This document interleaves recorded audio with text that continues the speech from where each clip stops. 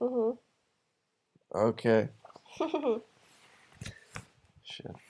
This is the start of episode 13 or 14. We already did like 10 minutes, but the recording cancelled, and it's kind of fucking annoying because it was alright. We were having some good chat, weren't we? Yeah, so this episode's probably not going to be as good. It doesn't really matter anyway. No one listens. Episode 14 on like 1 a.m. on Sunday morning on some week in October, and this shithole of a year that is 2021. Yeah. What's up? Talk. We're doing a podcast. Talk. Say some things.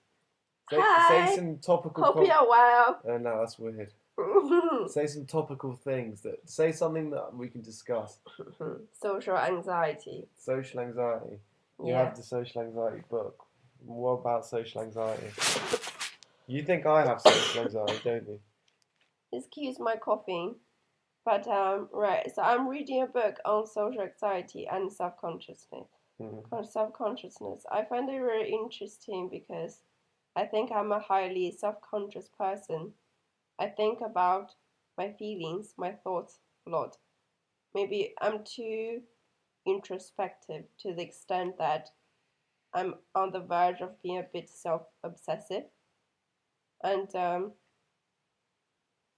so on Buddhism, I talked about Buddhism. Buddhism. What was Buddhism? It's not Buddhism. Maybe I'm pronouncing it wrong, but you're Chinese. This is your second language. It's like someone talking in their second language versus someone that's dyslexic. It's a pretty tricky fucking. I'm just gonna say Buddhism. Yeah, Buddhism. So okay. Buddhism says let go of your ego because everything is non-existent. So imagine, I think I said this metaphor last time, so I'm not gonna repeat myself. So basically, what Buddhism says is completely changed the way I think, or it showed me the way I used to live my life. It showed you the limitations of your previous kind of thought patterns. Yeah, with limitation, but more I seen the danger of living my life always focusing on myself, because Buddhism proposed something that's completely different. It's contrary to how I live my life. So that was quite a shock, because I always thought the way that I was being so introspective is good for me. But Buddhism told me, no, it's not. It will just make you too attached to your emotions, your feelings, your thoughts, which are really dangerous for your self-development. That's all very well, but at the end of the day, you finish studying like Buddhism. Ooh. It doesn't pay the fucking bills. It's not paying your rent. It's not putting food on the table. Being happy and being super satisfied is all very well. And like I tried to do meditation a bit. I've achieved not high levels of it, but I've achieved like a tiny percentage of that. But most people don't have much time. They have to fucking work, earn money, and grind. Buddhism's a lovely concept, but the reality is it's very hard living in like an expensive country like England is. It's very hard to pursue that to its fullest. You still have to work as well. But the thing is, when people become enlightened, they literally give up their material wealth. They give up everything and they dedicate their life to Buddhism. They don't care about bills anymore. Right? Yeah, but if you're a Buddha and you're worshipping a Buddha temple in the foothills of the Himalayan mountains in Nepal, it's a lovely life. But if you're living in Bristol or fucking London and you want to embrace this life, no one's going to give you somewhere to stay. You're just going to end up on the street. That's the problem. Then you have to just. So, for example, I was joking with my mom. If I become really dedicated to it, I might really just quit uni, like say bye to every friends. Why is this water hot? Oh, by the way, It's warm. Chinese people, English people, when they drink water, they drink cold water. Chinese people drink hot water or warm water. Not Chinese people. Harry is being racist. Harry's generalizing something I do to all Chinese people. Why are you using my name? Oh, no, you didn't use my second name, so I would have to I didn't say a second name. So it's just what I do because I'm coughing too much. So he's being a dick. No. Not all Chinese people drink hot water. The most? Okay, the average Chinese person, they're getting some water. Is it going to be hot or cold? It's going to be hot. Not necessarily. What would it be? Not necessarily. Not necessarily. But Chinese people do drink hot water. It's a cultural thing to drink hot water, correct? Fine. Okay. The Harvard Gazette. The Harvard Gazette.edu, so it's an educational thing. Can't actually be asked to read the article, but it says meditation changes temperatures. I'm assuming that means it changes body temperatures. Again, I'm not actually going to read into the article, but that sort of shows the power of meditation, doesn't it? And I feel like the days when I meditate, it gives me, firstly it relaxes me. And it gives me this enhanced thought clarity that I don't get from any other time apart from when I do cocaine. No, I'm joking. I never do cocaine. I never have. And I probably never will. In my lecture the other day, though, there was like 40 of us in the class. It was operations management. And they were showing, the topic was batch production. So they were showing us examples of batches of things being produced. So it's like batch cake production. So it's this huge giant baking tray in this factory. They're showing various things. They're asking what it all was. And then he was like, what is this? And it was just a picture of like 3 South American guys in South America, obviously. And they had this barrel and then they're pouring some liquid into it. And it was like, does anyone know what this is? And by the time he was like, does anyone know? I was like, making cocaine. I just said it straight away, and the whole class just started laughing, as if they were all like, "Okay, this guy does cocaine." It's like, no, I would think that. It's like, no, I just watch loads of documentaries on how cocaine's made. I don't actually do it. Oh, really? It is actually cocaine. Oh yeah, it was cocaine. Well done, Harry. Yeah, it was like the most I've ever contributed in class, because usually when people call shit out in class, you have to be certain.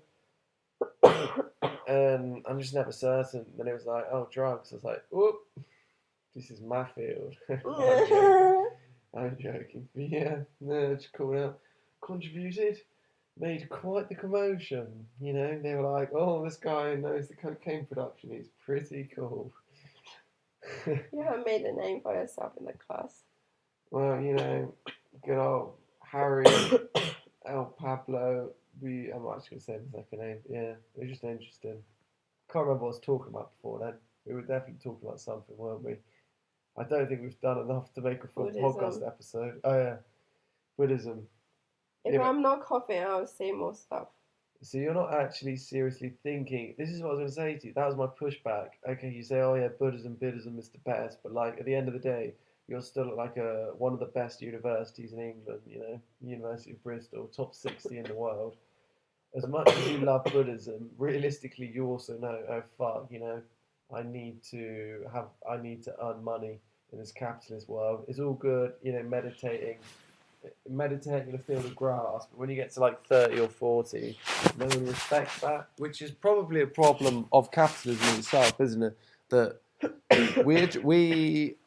people, not in every country, but people as a whole, they contribute success to material things. Which is a problem. It's a problem. What he said, like something important that he said is on respect. But that's something you shouldn't care about. Respect. To be respected, yeah, exactly. We shouldn't we? We shouldn't. Why? We shouldn't. Because the ego is non-existent. You shouldn't live your life for you, if that makes sense. That's basically what Buddhism say. You are not living your life for you. You are just living. But you, as a person, you shouldn't really care how people perceive you, how you perceive yourself. You just do what makes you happy without thinking, is this respectful? Is this admirable? Right? So I no longer care, or I hope I no longer care if I will be successful. So you have to eliminate the ego. Exactly. Yeah, but right. The ego does play a big part in society. Agreed. That's what shouldn't be. That's no, what it shouldn't, but it does. It does though. Exactly. Yeah. And that's a problem. That's a fucking problem. That's why you get so many of these corrupt dictators, and everyone gets corrupted by power, because the power is part of this status thing, which relates to ego, because you want to be the best. You want to have this control. Have that's you ever a really good Have point. you ever had control of someone when you're not fucking them? No. No. I don't know if I have. You ever had? Not really. We're not fucking them. No. I've maybe like I've been captain of a few cricket teams, and I was more like anxious. The responsibility made me more paranoid than the liberty and the freedom that the power. But surely being the captain is not really in control. Like the is. coach is more in control. You decide the batting order. You decide who gets to bat where and when. You decide who bowls. You decide the bowling order. You have a lot of control as a captain, especially when you're 15 and you're all 15. It's just a crazy age. Yeah. You know. Yeah, something you said about capitalism is interesting. We are learning about captain spirit, so we're reading about Hegel. What? Captain spirit. Captain spirit. Capital and spirit. So it says one of the there are two drives for capitalism. One is the struggle for recognition, to be recognized as high in the hierarchy. Exactly, right? Oh shit! It's so interesting. Like literally Hegel and Russell, like them people, they talk about all this, like. But like kind of ironically, they gained a huge amount of recognition discussing these theories. Even if they did it in such a modest, way. Don't tell me these people. But probably that's not that goal. No, it wasn't. But don't tell me these people didn't appreciate the 200 students listening to them, fucking clapping them, and the local newspapers writing about them, and people know them. They go into restaurants, and people know them. Maybe give them discounted food, shit like that. Like so I was reading a book written by a Chinese scholar on Buddhism. Propaganda. He has lived. Shout out China. The mighty Communist Party. He has lived a very normal and relatively poor life, but he didn't care about his lack of financial material wealth, because he has literally got rid of his ego. How? Has he done a lot of LSD? He must have done a lot of LSD. I think that's the thing. I hope I will be like him. I hope I'm just not saying. Oh, you want to do LSD? I got some numbers in Bristol. I can hook you up. Yes, please. Yes, please. Okay, well, we'll discuss this off air. Obviously, we're not doing LSD because it's highly illegal. But fucking brilliant. Okay, sorry.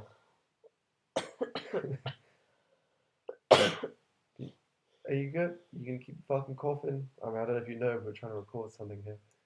Do you want to let go of your ego? I think you're a very egocentric person. I don't think I can. I like the idea of it, but I'm a realist, and me letting go of my ego, I'll just be this crying, whimpering mess in the corner of any metaphorical or real room. So you want to be a strong and a respectable person. Yeah. Who have a big house, big car, a beautiful wife, lovely children. You want all that. You want people to see Harry, the person standing there, has all those admirable, glamorous living style. I want a big, fat, beautiful mahogany desk with some nice sort of. Okay, you're kind of ruining it with the coffee. With some nice, like, I don't know, like 19th century European art on the wall, and a big fat fish tank. I don't want a tropical fish tank. I want the fuck. What's the other type of fish tank? There's oh yeah, there's tropical. I want the saltwater fish tank. The water levels and the salt levels. It's harder to maintain because with the tropical fish tanks you have at home, you just have to control the temperature and that's kind of it.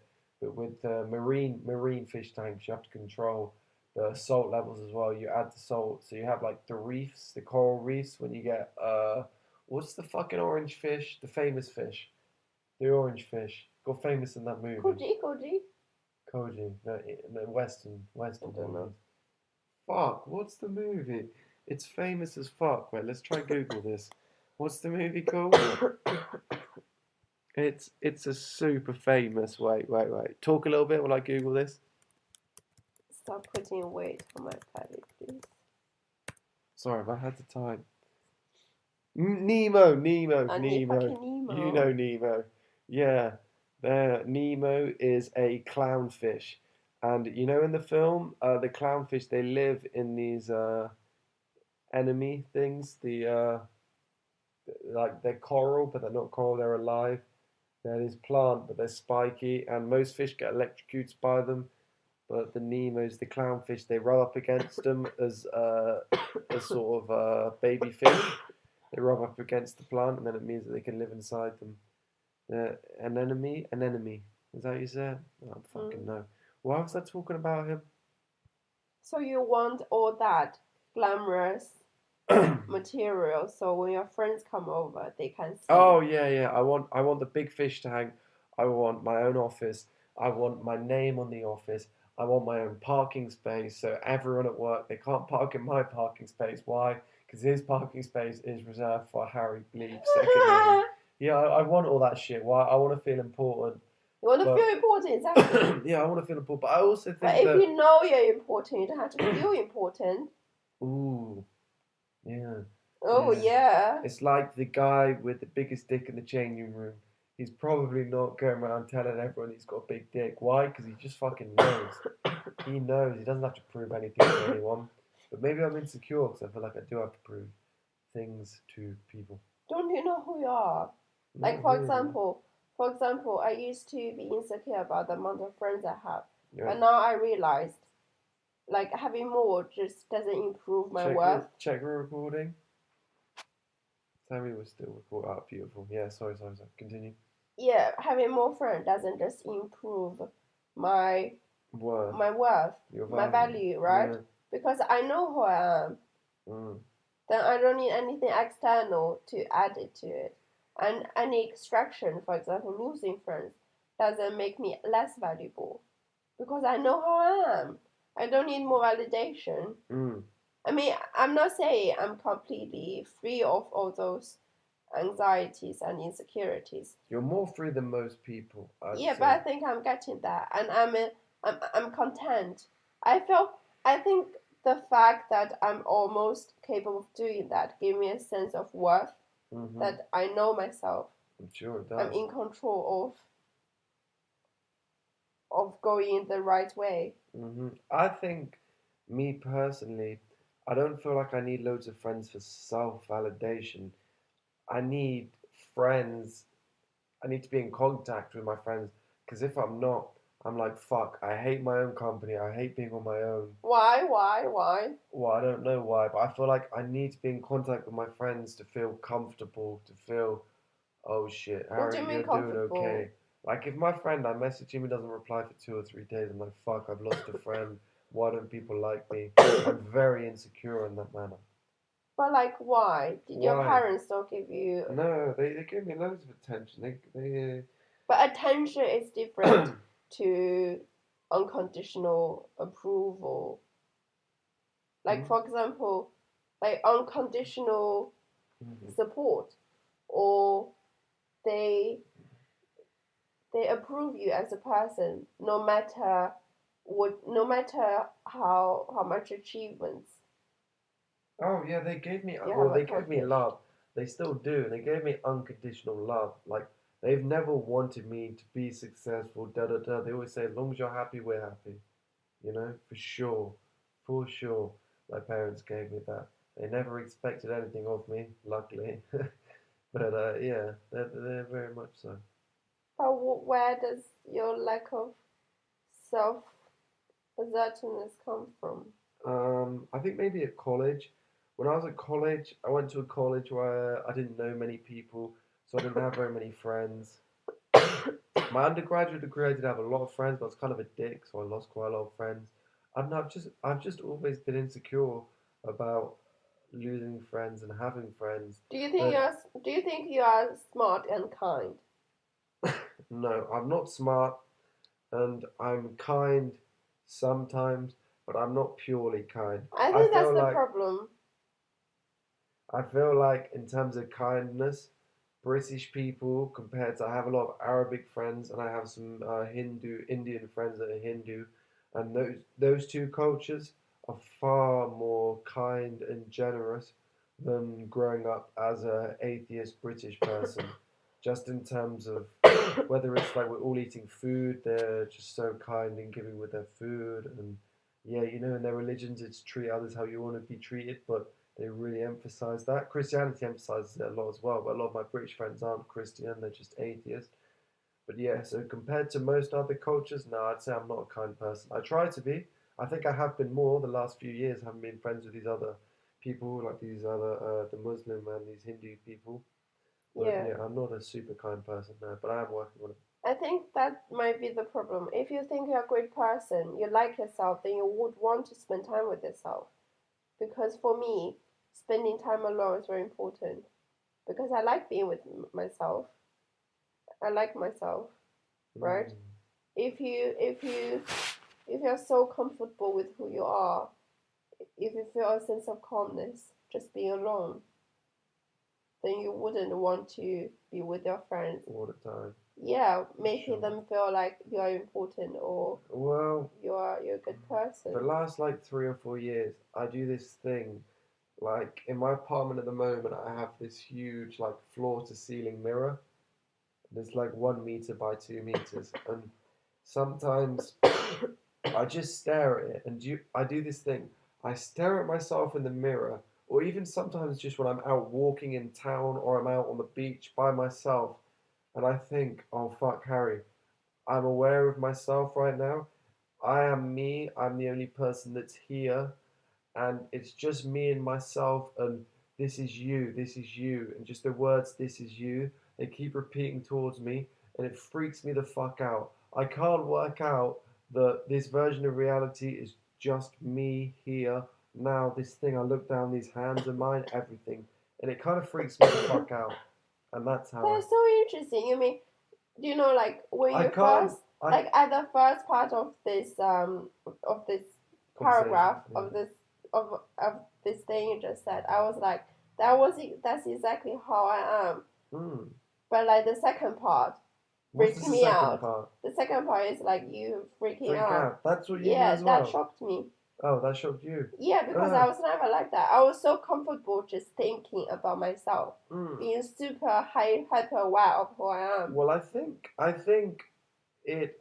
of myself. I'm like, okay, this is the consciousness I'm aware of when I experience. The conscious being is this whole thing that's looking back at me in the mirror or that's looking down at my hands. This is the whole of my consciousness, and I'm kind of feeling like, okay, when I die, this consciousness ends, and this is me forever. I have this weird thing with time and foreverness. Like, what happens when we die? What happens for the rest of time when we die? Chances are probably nothing because our soul and our consciousness has died. But even like the most sophisticated science right now, they can't really highlight what consciousness is. They can highlight area of the brains that are active when we think, but our soul and consciousness, they say the soul leaves the body when we die. Pardon me, when we die. Yeah, that kind of, I'm like, when we die, what happens for the rest of forever? Is there an afterlife? Is there not? Shit like that kind of freaks me out. What do you Why think? would it freak you out? Well, I don't understand the freak you out bit. because if there's nothing else, then oh shit, like I'm 24, I have like maybe 60 years at best until me as I everything I know, all the information I have, everything just ends for the rest of fucking time. In 60 years out of the fucking 3 billion years the Earth's been around, the 14 billion years the universe has been around, 60 years is a fucking blink of an eye. We're seeing finished? We're so insignificant. I don't know. It just freaks me out. I just start thinking about shit like, oh, I don't know. It just fucks with my head. That's what Buddhism focus on. So it says the main goal is to eliminate the boundary between life and death. Oh shit. I know, you should read it. It will help you out. Explain how it interprets eliminate death. The boundary. So, death, yeah. So it basically says there's no death and no living. Because, oh shit. Yeah, because when you get rid of yourself, right, you are no longer focusing on how you are living the rest of your life, etc., like what you said, because you are hyper aware of your ego, hyper aware of what will be you, what will happen to you. Because when, for the Buddhas, when they achieve enlightenment, they are enlightenment, yeah. They at that moment they are already going beyond life, the limitation of life and death. Isn't that the whole concept? Is to find enlightenment. People dedicate their whole lives, go on pilgrimages, go on these great journeys to try and seek enlightenment. The thing is, though, how do you know when you've actually reached enlightenment? How do you know you're not just having a wank or you've just had a shit or you've just eaten a good pizza? If you are having that questions, enlightenment's hit you, you know, how do you know that, like, 4 pints, a little bit of cocaine, how do you know that's not enlightenment? Because if you get to enlightenment, how do you know you've reached enlightenment? That's my point. When you no longer have questions about whether you are in enlightenment or not. But if you no longer have questions, you're no longer curious. Like, my belief is one of the fundamental principles. Not curious. I wouldn't say that's curious. Yeah, I would say that's just insecurity and doubtfulness. No, I think if you one of the fundamental principles of being human is to be curious and to have questions. What's the other side of this cave? You know, how do we make fire? How do we da-da-da? It's what drives the innovation. I think it's what is one of the fundamental cornerstones of what makes humans humans. But intelligence and wisdom is two distinct built-in things. Curiosity. What you're talking about is intelligence. What they are looking for is wisdom. Once they have achieved the highest level of wisdom, it's not like the Buddhists just stop everything in the world. It's not like they will commit suicide. They are still learning. They're forever learning. They're forever learning. But they have achieved the wisdom. They might be learning. Which Buddhas have? Have any Buddhas reached enlightenment? And they all have. The main Buddhas. Wait, you're a Buddha, have you? I'm not a Buddha. If I have achieved enlightenment, I will be a Buddha. But my point is, how do they know they've achieved enlightenment? Think 600 years ago, okay? Buddhism, before politics, before laws were powerful, in certain countries, Buddhism, if you're a Buddha, religion, like 600 years ago in any country, religion was the power of the country. Take England, 16th century or 15th century England. You see all the big old churches, right? Look, you see the churches that are hundreds and hundreds of years old in England. Think how old they are. And think how, wait, are we finished? Think how they're the biggest buildings in society back then, right? So you have to think, back then, religion held a whole lot of power. My point being, relating it back to Buddhism, is that if there was no science, people trusted religion back then. Oh, he's a Buddha. Oh shit, have you heard about the Buddha in the village next to us? He reached enlightenment. He reached enlightenment in March last year, you know? Like, if being superior with your religion gives you the highest social presence and social power in society, why would you not pretend you've reached enlightenment? That's not how Buddhism works. Christianity. That's how people work, though. That's how people work. People work, we like social status and power, and Buddhas are people.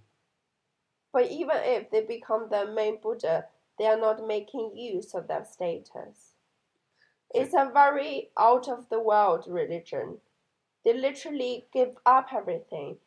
They say goodbye to their mothers, their fathers. They leave behind everything they have had. The founder of Buddhism, he was a prince. He literally left everything. So you're saying... it's not like once he achieved enlightenment, he wants to dominate the whole world by Buddhism. He didn't want that. He didn't want that. That's not the fundamentals of Buddhism. That is the fundamental of Buddhism. Or to control the whole world. No, it's not. Yeah. So it's not like it has nothing to do with social status. They don't care about ego. They don't care about social status. So you're saying the top Buddha doesn't have like some hot Buddhesses, chicks that he's fucking? No, because he's so external. You're saying he doesn't masturbate. You're saying he doesn't have sex with a woman. They are rid of all those. The evolutionary processes that humans experience, the evolutionary feelings, incredibly hard to suppress. They talk about getting rid of your emotions and desires. Because why? If you feel happy and sadness, you can see things lying on the end of the spectrum. But what they are telling you is there's no right or wrong or black and white. There's no right or wrong or black and white. What is there? There's no good and evil. There's no good and evil. In the Buddhist world, there's no good or evil. Yeah. What is there then? So a murderer, what is he? He's not evil? He's not. There's explanations for it. There's no pure evil. There's no pure evil. Goodness. There's no pure goodness. But there are actions that can be deemed evil, no? What's a murderer? Taking the Buddhist perspective and applying it to a serial killer. What is he? Not good or evil. He's not enlightened either, right? What is he? They wouldn't give a definition for this person. It's Why? just there's non-binary. So in Buddhism, Buddha's everything woke. # woke. Everything's non-binary. It's like yin yang. Do you know the black and white thing? The yin and yang. Yeah, they fit into each other. Yeah. They are not against each other. They fit into a perfect circle, black and white. So yeah, but I feel like serial killers don't fit into the circle of society. How do they fit in? Not the society, but they are there for a reason. What's the reason they're there? So the way I would interpret it, a mistake, but the mistake is given. It's born into this world. There's a reason. What is the reason? To learn from it? What's the reason for having these people in society? It's just the part. I don't know. It's a too deep a question. But why pedophiles even exist? Yeah. That's something that just baffles me, because they are here to traumatize the children. What has the children done wrong? Yeah, what harm? Children are innocent. That's why. Children are the most innocent being. You have to protect children, their innocence. Childhood is such a precious time; it must be protected. That's what really fucks me off when you see the chavvy mum on a train. Sometimes I don't know. It's a British thing. You see the chavvy mum on a train, and she's just there screaming and swearing at her 6-year-old child. It's that child is clearly gonna grow up with anger issues, and that's not a way to treat a 6-year-old. Any parent, I know nothing about parenting, but any parent that's swearing at their child in public is a bad fucking parent. Yeah. Right? Yeah. Kids are difficult. I don't want kids. They're too much fucking effort. They're not worth the reward. I want 3. If you think of them as an investment, they're an investment. It says that they're a stock.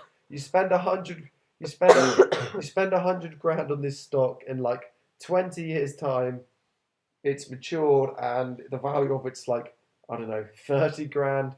If they're really good at sport and they make you laugh, maybe 40 grand at best. Yeah, that's not even taking into account inflation, and I just don't think they're worth the investment, children. Sometimes I think, don't you think something's meant to be? Some things are meant to be. For example, having children. No. I was just thinking. From a biological level, yeah. It's kind of in our DNA to reproduce. No. That's not what I meant. Explain. For example, my existence to my parents, it changed their life. And me being in this world is an inevitable existence, an inevitable occurrence. Inevitable. Yeah, that's what I mean by meant to be. I meant to come to this It's life. inevitable occurrence because your dad just keeps spunking in loads of women, so had to happen. But like, of all the sexes my parents have had, why I got born? Well, why I got to be born? You were like the one sperm in billions. Yeah. And you made the egg, and you popped out your mum's foo-foo, and it's a miracle. Birth is a miracle. But what I mean by meant to be, I mean, I live now. My actions in life, my interactions in life, are creating something else. What are they creating? I'm creating relationships. What are they creating? Average meals, unhappy people you live with. For example, we have met, right? Yeah. That changes things. I have met my close friends. Yeah. I have become part of their life. Mm-hmm. Some things are just meant to be. Some people meet, some people don't meet. And having children is a massive part of creating a new consciousness. I think if you have children or not have children, it's just something meant to be. You create this new piece of consciousness. That's something huge. But you're not in control of it. I think that's what kind of, when kids get to like 17, 18, they start thinking for themselves. They start arguing with the parents. They're like, oh, fuck, this baby, this little creature I've nurtured and raised for so long, suddenly doesn't do everything I say all the time. Suddenly it has its own opinions. Forms its own opinions, forms its own thoughts, and you've created this new thing. I think those are the possessive parents. I think from that first day, the parents should know this is an independent being. Yeah. They are temporarily being dependent physically. You have to give humans independence. You listen, China? But yeah, no, for sure. For sure. I don't know. I don't really think a lot about kids. Don't you think? I think babies are the cutest thing. Every time I see a baby, I just smile. What baby puppies? Baby puppies, like a little fucking Labrador puppy or something, they're far cuter than humans. Generally, I find babies cuter. If I have to choose between puppies and babies, I'll choose babies. You prefer babies? They're so cute. You can connect to them. I connect to dogs. But like babies are human beings. Yeah. They have feelings. Dogs have feelings. They have high cognitive feelings. Some do. I know some pretty fucking stupid people, and I know some pretty smart dogs. Like my parents' dog's a cockapoo because it's part spaniel. They're like one of the most intelligent dogs. And when my parents were out, it would sit on this chair that kind of looked down our driveway, and he would just sit there all day in the chair. He would sit there looking, waiting for my parents to come back. And he would also do this thing, like I'd be in the lounge just like lying on the sofa in my boxers watching cricket or something, and I'd glance up and I'd see him walk past into the kitchen, and I'd be like, Flint, and he stops. He stops and looks at me, and you can see he's consciously weighing up, shall I go and speak to him? And he's like, nah, fuck him. He just keeps walking. Like he's a very like aware and cognitively functioning dog, you know? I'm not saying that dogs are stupid, but they're just not people. No, they're not people. I want man's best friend, then. Yeah, I prefer cat. No, you don't. Actually, my friend has this cat, and it goes out into the garden. It kills like little birds and shit like that, but it doesn't kill it to eat it. It doesn't even kill it at first. It like play with it. It half kills it, and then sort of tortures it and drags it around the back garden, and then comes and shows you this twitching dead bird. And then as if it's proud. And then if you try to stroke it, it looks at you the same way, like the Ritz valet look at you when you walk past through the hotel bit, and you're not actually a hotel guest. They're like, you're poor. What the fuck are you doing here? That's how cats look at you. But like, my friend's dog ate the kittens that the cat was having. Your friend's dog? What kind of dog was it? It was Labrador. And it ate kittens. Was it Rosie? Was it Rosie's dog? Because that would make sense. Rosie's a lovely girl. Oh! It wasn't close. See if you're still recording. No, it's still recording. Yeah, Rosie's lovely. But yeah, that's crazy. That's a ubiquitous act of violence. No, ubiquitous is the wrong word. But that is a disgusting act of violence. Why are you coughing so much? I just. Alright, cool. We're doing a podcast. Think of something else to talk about. Pick a topic. Yeah. What's your favorite color? Oh, fuck off. How do Buddhists view death? So. And my favorite color is green, but because I'm not a Buddhist, I do have an ego. It's because when I wear green, I have green eyes, and it makes my eyes look pretty damn good. So that's why my favourite colour is green. Completely self-obsessed. A Buddha would never give that answer, but yeah. You do have nice eyes. Yeah, I know I have nice eyes. I wish they were a little bit bigger, but I do know they're nice. They're a slightly unique colour, aren't they? Anyway, fuck talking about my eyes, especially since this is an audio-only version. If this was a audio and visual, then you maybe, can show your eyes. Yeah, you know. Maybe, my favorite colour is blue. Maybe some of the female listeners would, masturbate over my eyes, but that's not to be. It's audio, so how do Buddhists view death? Are you dying?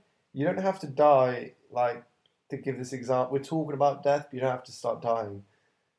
So just to make it more vivid. Yeah, stop fucking coughing. That's all I'm saying. I actually don't know. I have read about it. Yeah, you can't remember. Do you know I have been writing like the Buddhist quote. Which quote? Down. What is it? Like the main ones. I have been practicing my Chinese writing. Recite some that you've been practicing.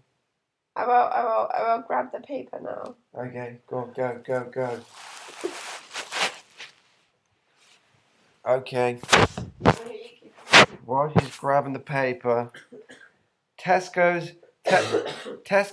Bathwick Hill, Bath. Your customer service is sloppy. It's near my house. I said, do you have coconut water? And the guy led me to the drink section, spent 5 minutes looking, and then finally replied, I don't know. I mean, it's a small shop. The shop's maybe 10 meters by 5 meters, and you spend 8 hours a day. I've seen him in there at least 3 days a week. You should fucking know. You don't have a lot of ingredients. You should fucking know whether you your drink section. You're a slob. The guy that was working there, you're a slob. You know, Why didn't it probably come?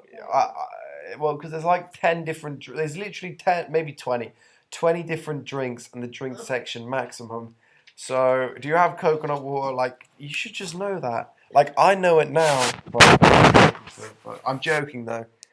I am joking. This is cool, right? And your club discount's decent. Oh, my God. I wrote all those. Yeah, what I'm looking at now on some paper is Chinese. They're like hieroglyphics, but it's more squiggly. It's Chinese alphabet, right? The English alphabet has 27 characters. How many characters does the Mandarin alphabet have? I think millions. Millions. Millions? Yeah, millions of characters. But how do you know all the characters? It can't possibly have millions. We learn them You can't learn millions of characters. We can. I recognize all of them. And they are probably just Yeah, but there's not 1,000. Yeah, but there's not millions on the page. There's about 160 at a conservative guess on the page. There's not millions on the page. Yeah, probably hundreds You said to me before. Probably thousands that are. Yeah, you said to me before it was somewhere around 10,000, the number of Chinese characters. Let's use Google. Let's make use of one of the wonders that capitalism and technology has brought us, the internet. My laptop's dying. How many characters does the